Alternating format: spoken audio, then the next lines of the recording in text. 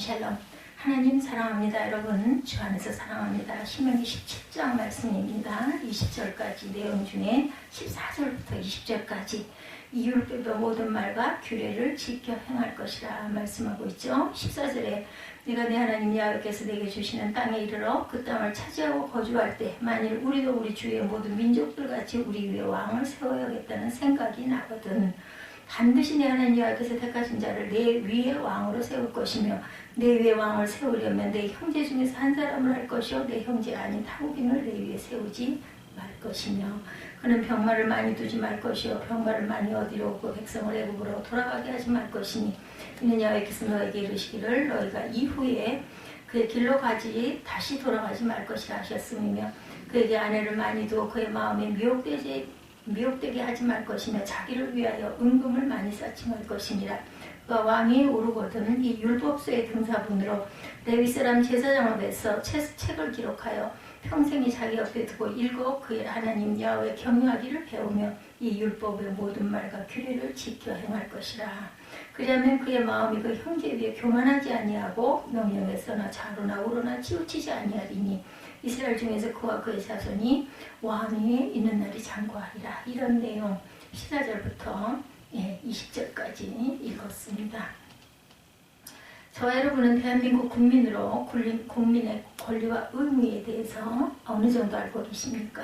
초등학교 5, 6학년 학생들이 배우는 대한민국 헌법 2장 국민의 권리와 의무의 제21조 이하는 다음과 같이 밝힙니다. 국민의 권리는 국가로부터 간섭을 받지 않고 행동하고 생각할 수 있는 권리로 첫째, 인간의 존엄과 행복 추구권, 즉 종교를 믿을 권리, 살고 싶은 곳에 살 권리, 말할 권리, 원하는 직업을 가질 권리 등을 말합니다. 두 번째는 평등권으로 불합리한 차별을 받지 않을 권리, 또한 세 번째는 자유권으로 국가 권력이 개인의 자유를 보장할 것을 뜻하고 넷째는 참정권, 다섯째는 사회권이므로 이것은 국가에 대한 인간다운 생활 보장을 적극적으로 요구할 수 있는 권리라고 합니다. 인간다운 생활을 할 권리, 교육을 받을 권리, 근로의 권리, 노동 3권, 환경권, 모성 보건에 관한 권리 등이 있다고 해요. 그리고 마지막이 청구권으로 다른 기본권이 침해되었을 때 그 구제나 혹은 보상이나 어떤 급부를 요구할 수 있는 권리를 말합니다. 그리고 국민은 이러한 권리만 가진 것이 아니라 자신에게 이 권리를 부여한 국가에 대한 의무를 가져야 되죠. 헌법에 정해진 국민의 의무는 다음과 같습니다. 납세의 의무, 국방의 의무, 교육의 의무, 그리고 근로의 의무. 이 네 가지는 국민의 4대 의무이다. 의무도 있어요. 그죠? 권리가 있는가 하면 당연히 의무가 따라옵니다. 의무. 헌법에 정해진 국민의 의무는 납세, 국방, 교육, 근로의 의무입니다. 이 네 가지 국민의 4대 의무라고 그러죠. 그리고 재산권 행사에 관한 의무, 환경 보존의 의무 등도 있습니다. 이런 권리와 의무를 좀 더 구체적으로 실질적으로 해석해 보면 권리는 자신이 그 조직의 구성원으로 누리는 것이고 의무란 그 권리에 따른 일종의 책임입니다. 이 권리와 의무에 대한 아주 실질적인 예가 있는데 그것은 연예인으로서 인기를 누리고 병력 의무에 대해서 자신있게 말하던 가수 유승준이 2002년 군 입대를 앞두고 돌연 미국 시민권자가 되었다는 거죠. 그 일로 인해서 그는 현재까지 13년째 입국 금지 조치를 받고 있다고 합니다. 그가 팬으로 외면과 조국으로부터의 거절을 당하게 된 이유는 대한민국 국민이자 연예인으로 온갖 권리는 다 누리더니 정작 병역의 의무를 행할 때가 되자 그것을 기피하기 위해서 미국 국적을 택했다고 그러네요. 지금 누릴 것은 누리면서 자신이 해야 할 것은 하지 않았다라는 거죠. 그래서 어느 분이 이렇게 말합니다. 대한민국의 언어로 노래하며 대한민국 국민으로 온갖 혜택과 이익을 누리다가 막상 국민의 의무를 이행해야 하는 시점에서 그걸 피하기 위해서 대한민국을 버리고 외국인의 길을 선택한 그대에 이렇게 권리와 의무는 동전의 양면과 같은 것이다. 권리를 누린다는 것은 그에 따른 의무를 행한다는 것을 전제로 해야 되기 때문입니다.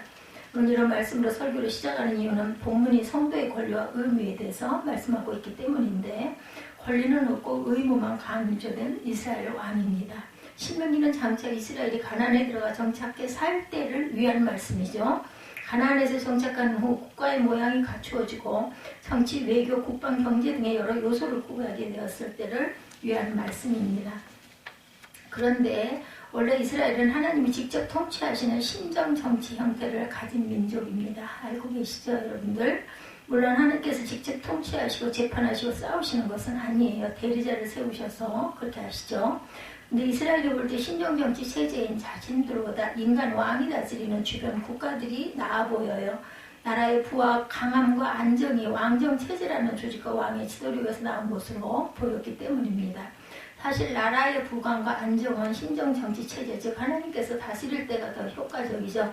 하나님의 통치력, 하나님의 분별하심과 재판, 하나님이 주시는 부여, 하나님이 주시는 강함은 인간 왕이 줄 수 있는 것과는 비교가 안 되기 때문이죠. 그런데 왜 신정정치 체제인 이스라엘이 왕정 체제인 주변 국가보다 못해 보였을까요? 여러분들, 그것은 정치 체제의 문제가 아니라 이스라엘의 문제였습니다. 그들의 살아계신 하나님, 만왕의 왕이신 하나님을 경외하지 않았기 때문이죠. 범사의 하나님을 인정하고 하나님을 경외하고 순종하지 않았기 때문에 그들은 강하지 못했고 안정되지 못했습니다. 그 결과 다른 나라보다 약하여 항상 침략을 많이 당하죠. 꼭 우리나라와 너무나 많이 닮은 나라가 바로 이스라엘이죠. 근데 이스라엘은 자신들의 문제를 보기보다는 국가 조직이 남들보다 못해서 왕이 없어서 그렇다고 생각해서 왕을 세우려는 마음을 품게 됩니다. 근데 이스라엘이 왕을 구한다는 것은 하나님께 굉장히 불쾌한, 분노하실 만한 일이에요. 그 이유는 이스라엘이 왕을 요구하는 것은 하나님을 어떻게 보면 거절하는 뜻을 담고 있기 때문이죠. 하나님의 왕이시기 때문에 우리가 남들보다 못한 것이 아닙니까? 사람 왕이 세워지면 우리가 더 강해지고 더 부해지고 안정될 것 같습니다. 라는 생각이 그들 속에 있었다는 거죠. 결국 하나님보다 인간왕이 좋아요. 예, 이런 뜻입니다. 그런데 하나님은 그것을 아시면서도 허락하시죠. 그러면 거기에 조건을 두셨습니다. 오늘 본문이 바로 그 왕에 대한 조건입니다. 그 조건은 첫째, 왕을 세우려면 먼저 하나님께 여쭈어서 하나님의 택하신 자를 세워야 했다. 일반 역사에서 왕은 어느 지역에서 영향력, 경제력, 군사력을 가진 사람이나 집안이 그 지역에서 시작하여 국가 단위로 지배력을 넓혀가면서 세워집니다. 아니면 여러 후보군 가운데 어떤 선택의 과정을 거쳐서 왕을 세우죠. 근데 하나님은 이스라엘의 왕을 그렇게 세워서는 안 된다라고 말씀하세요. 왕은 하나님이 친히 세우신다라는 거죠. 하나님의 나라, 하나님의 백성, 하나님을 일들을 맡은 자에게 하나님이 세우시는 것이 옳고 마땅하다. 두 번째로 이스라엘의 왕에게는 그에게만 주어지는 율법이 있어요. 그것은 부귀, 명예 그리고 향락에 빠져서는 안 된다라는 거죠. 이것은 이러한 것들은 하나님보다 자신을 영적인 것보다 육신적인 것을 그리고 백성을 위하기보다는 자신을 위한 것들로 결국 하나님께 백성에게 그리고 자신에게까지 큰 범죄가 되기 때문이다. 좀 더 구체적으로 보면 왕은 말을 많이 둠으로 명예욕에 빠져서는 안 된다라는 거예요. 왕이 말 위에 타고 앞에서 뒤에서 후위 군사와 신하들이 동행하고 백성들이 말보다 더 낮은 곳에서 부곡하고 만세 만세 만만세라고 외치는 자리에 있으면 기분이 뭐 어떻겠어요? 너무 좋겠죠. 예, 이 명예욕 이런 것은 마약보다 더 쾌락적이고 중독성이 있다고 하네요. 권력을 맛본 사람은 그곳에서 벗어나기가 쉽지가 않다라는 거죠. 말을 많이 두지 말라는 것은 전쟁을 위한 숫자, 즉 군대의 힘과 관련되어 있기도 합니다. 나라가 강해지는 것은 좋죠. 국민들을 안심시키고 주변 국가들로 하여금 어리석은 도발을 못하게 하기도 합니다. 그러나 하나님은 군사 숫자와 군대의 힘이 강하면 하나님을 의지하기보다는 그것을 더 의지하는 것을 아셨기 때문이고, 그리고 전쟁에 이기면 그들은 자신들의 힘으로 이겼지 하나님이 이기게 해준 것이다라고 인정하지를 않죠. 그래서 왕에게 주어진 율법 중 첫 번째는 말을 많이 두지 말라는 거예요. 예, 뭐 말로 하는 말이 아니라 타고다니는 말입니다, 여러분들. 두 번째 율법 규정은 왕은 아내를 많이 두어서는 안 된다 하였습니다. 왕이 아내를 많이 두는 이유는 일단 후사를 이을 자손을 얻기 위함이라고 하죠. 그러나 이것은 잘못되었어요. 이스라엘의 왕은 하나님이 세우십니다. 따라서 자기 왕위를 물려주기 위해서 여인들을 많이 둔다는 것은 하나님이 허락하신 왕제도의 취지를 어기는 것이 됩니다. 또 왕이 여인을 많이 두는 이유는 주변 국가들과의 관계 때문에 주변 국가들의 공주를 데려와 계비를 삼음으로 외교적 군사적 안정을 취하기 위함이었는데, 그러나 이것 역시 잘못이죠. 이스라엘의 군대, 이스라엘의 방어벽은 오직 하나여야 합니다. 하나님이 지켜주시면 군인 하나 없는 국경일지라도 아무도 침범하지 못하고, 하나님이 지켜주시 않으면 군인들이 서로를 붙잡고 국경을 지켜도 당연히 무너지겠죠. 그러면 왜 왕은 여인을 많이 두려워할까? 결론은 쾌락, 향락 때문입니다. 전리품처럼 한 남자가 많은 여인을 걸리는 것을 자랑하려는 마음에서 나온 것이기도 하죠. 이런 쾌락을 이유로 비빈을 많이 두었던 솔로몬이 결국은 몰락하죠. 왕에게 주어진 세 번째 율법 규정은 왕은 은과 금을 많이 하여 부귀를 사랑해서는 안 된다라는 것이었습니다. 적당한 재물은 그에게 허락되죠. 백성들은 왕을 위하여 요즘으로 치면 일종의 세금과 같은 것을 내어야 했고, 왕은 지나치게 재물을 축적해서는 안 되고 백성들을 궁핍 가운데 버려두어서도 안 된다. 왕이 된 것이 재물을 얻기 위함이거나 임기 유리에 의한 보험성의 의도를 가져서는 안 된다라는 겁니다. 그리고 재물에 마음을 두는 것은 결국 우상 숭배로 이어지는 역사의 교훈이기 때문입니다. 세 번째, 왕에게 주어진 규정은 하나의 긍정적인 명령입니다. 그것은 왕은 철저하게 하나님의 율법에 따르고 그것을 개인, 가정 그리고 통치의 기본 원칙으로 삼아야 한다. 이 일은 왕이 되면 가장 먼저 성소에서 제사장들이 보관하고 있던 율법서 원본을 자신이 직접 베껴 쓰는 일로부터 시작이 되었다고 18절에 증거합니다. 지금 여러분이 읽으시는 구약을 손으로 베껴 쓴다라는 거죠. 왕이 되면 이 일을 하라는 말씀인데, 이때 왕은 전문적으로 성경을 필사하는 서기관처럼 특별한 종이에 가려 쓸 수 있는 몇 개의 붓, 그리고 점 하나에 따라 읽기도 의미가 달라지는 히브리어를 그대로 베껴 써야 했어요. 쉽지 않았겠죠. 왕이 되어 우선 주변 사람 챙기기, 외교 정상 만나기, 국정과 나라와 정치, 백성 전체 파악이 되면 하루에 24시간이 모자랄 정도로 바쁜데, 그런데도 하나님은 왕은 가장 먼저 성경을 필사하는 일부터 해라 말씀하신 거예요. 이때 왕이 필사한 것은 어떤 이는 신명기만이었을 것이다 라고도 하고, 어떤 사람은 모세오경 전체였을 것이라고 하지만 중요한 것은 왕의 첫 임무가 성경 필사였다라는 것입니다. 이런 의미에서 신학교를 입학하는 예정자나 교회 직분자들의 우선 조건으로 성경 필사를 시켜야 되겠다라는 생각을 해봅니다. 아무튼 왕은 성경 필사를 하면서 더 깊이 야훼 하나님을 경외하게 되고, 말씀과 율법의 진리를 깨닫고 제사법과 생활의식, 민법을 구체적으로 알게 되고, 그러면서 말씀으로 역사하는 성령의 은혜를 아마 덧입었을 것으로 보입니다. 왕은 성경을 기록한 것으로 끝내거나 증빙 자료처럼 눈에 띄는 곳에 그것을 전시하는 것이 아니라 평생을 자기 옆에 두고 그것을 읽어야 됐다. 19절에 증거하죠. 신약적인 표현으로 하면 매일 그 말씀을 통해서 하나님을 만나고 하나님의 뜻을 알 뿐 아니라 통치에 관한 지혜와 지식을 얻고 마음의 양식과 생명의 만나로 삼으라는 거죠. No Bible, no eating 이라는 말처럼 말씀을 취하지 않으면 아침 식사를 하지 않고 누구도 만나지 않고 공식적인 업무를 하지 말라는 것입니다. 그리고 왕은 자신이 필사한 성경을 매일 묵상할 뿐 아니라 그것을 실천에 옮겨야 했어요. 하나님의 백성이 하나님의 말씀을 대하는 최고의 태도는 말씀에 순종하고 그 말씀대로 살아가는 것이겠죠.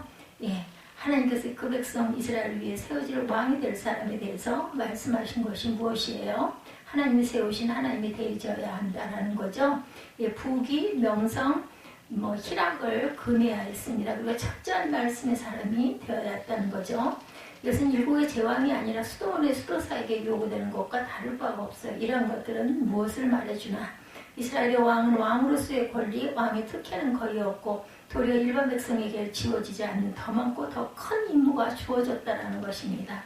이처럼 하나님의 일을 맡은 자에게 권리보다는 의무가 우선시되고 인류 유일의 직분인 메시아직을 감당하신 예수님 또한 하나님으로서의 당신의 권위와 죽은 자를 살리실 수 있는 능력 등 그 어떤 것도 자신을 위해서는 쓰지 않았다라는 것.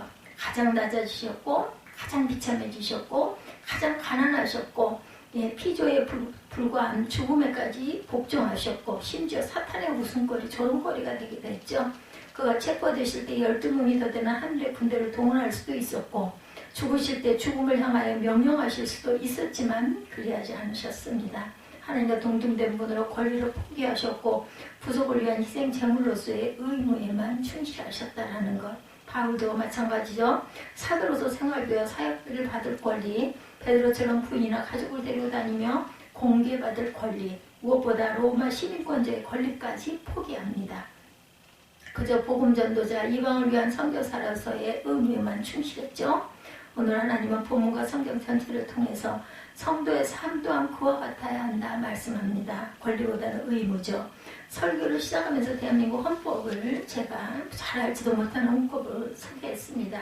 예, 이제 설교를 마치면서 교회 헌법을 소개합니다. 교회 헌법은 교인의 권리와 의무에 대해서 다음과 같이 밝히고 있습니다. 세례교회는 공동의회, 회의권, 선거권, 피선거권, 성찬 참여권, 청구권, 영적 보호를 받을 권리 등이 있어요. 의무는 예배와 주일 성수, 헌금, 전도, 봉사, 경건생활, 충성과 교회의 치리에 순종하는 것. 즉 성도에게도 권리와 의무가 당연히 있다는 거죠. 이러한 권리는 누릴 수도 있고 본인이 원하지 않을 경우 포기할 수도 있습니다. 그렇지만 의무는 본인이 싫든 좋든 반드시 지켜져야 되는 거죠. 권리는 포기할 수 있지만, 그리고 권리는 본인이 행사를 하든 포기를 하든 누가 뭐라고 할 사람이 없는 거죠. 그러나 의무는 지키지 않을 시 비난을 받고 국가나 조직으로부터 벌을 받고 벌금을 내게 되죠. 국방의 의무의 경우 대한민국 남자라면 군대에 가야 되는 것이 의무인데 그 의무를 어기시 형사처분을 받게 되어 있다고 합니다. 이렇게 보면 결국 권리는 그 조직의 것을 자신이 누리는 것이고 의무는 대가로 자신을 지불하는 거죠. 미국의 전 대통령 케네디가 권리와 의무에 대해서 중요한 말을 했어요. 나라가 무엇을 해주길 바라지 말고 내가 나라를 위해 무엇을 할 것인가를 생각하라. 즉 찾아먹는 권리보다 자신이 수고하고 희생하는 의무를 우선으로 하라는 거죠. 그것은 오늘 성경이 말씀하는 것과 맥락이 같습니다. 하나님께든 교회 공동체를 향해서든 무엇을 달라고 하고 누리기보다는 나눠주고 수고하고 희생하라는 거죠. 그것이 오늘 본문의 명령입니다. 아마도 저와 여러분은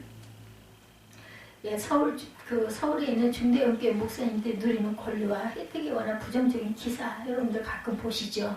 의무보다는 누릴 권리에 더 관심이 많아지는 나이가 들면서 점점 돼갑니다. 그러나 본문이 말씀하시는 것은 하나님의 세우신 일꾼, 직분자는 내 직분을 내려놓거나 죽기까지 의무를 다하는 것이 주님의 뜻이라는 것. 성도는 권리는 포기하고 의무는 전적으로 행해야 하는 사람들이라는 것을 오늘 본문이 보여주고 우리 예수님이 보여주셨다는 것을 잊지 않는 저와 여러분이 되시기를 주님의 이름으로 축복합니다. 기도하시겠습니다.